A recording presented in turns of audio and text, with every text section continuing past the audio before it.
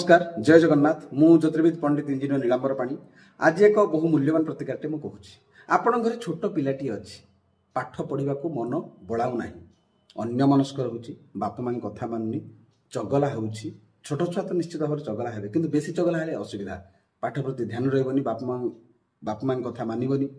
तो छोटिया प्रतिकारटे करूँ यही प्रतिकारटा बहु प्रतिफलित कौन से प्रतिकार ता शोवा घर जेकोसी कोण हेले चलो जेकोसी कोण ना कहीं गोटे कंटाटे पोती दे से शोवा घर आपण कौन करेंगे गोटे धड़ा श्वेत वर्ण वस्त्र माने धड़ा कपड़े अल्प किसी श्वेत सोरिष आ कि कर्पूर आपण पुटुली कर बांधि दिंतु बांधिक से लुहा कने टांगी दिंतु जेकोसी घर एक कोणरे शोवा घर मन रखु ठीक पूर्णमी पूर्णिमा को चेंज करेंगे जो चेंज करेंगे पुराणा कर्पूर आ श्वेत सोरिष को से पिलार मुंड उपरे 7 थर बुले नहीं ताको नहीं नदीर स्रोत जल कि निर्जर स्थान में पोखर जेकोसी जगह पकईदेवे किंतु घर बाहर यहीपर आप करतु 5टी पूर्णमी करतु आप पिला मेधावी हम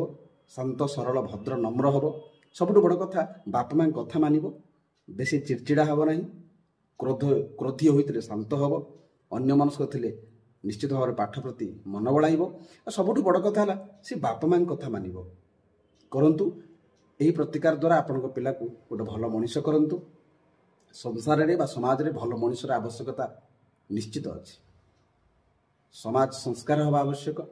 आम पिला भल मनीष हवा आवश्यक आमको सेवा और सम्मान करने दरकार बापा माँ वयस्क हो गले बापा माँ जो वृद्ध हो सी कौन चाहिए सन्तान मान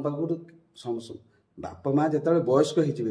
वृद्धावस्था आसीज जरावस्था आसीज सी कौन चाहिए दुईटी जिनस चाहिए टिके सेवा और सम्मान दुई पद मिठा कथा टिके हस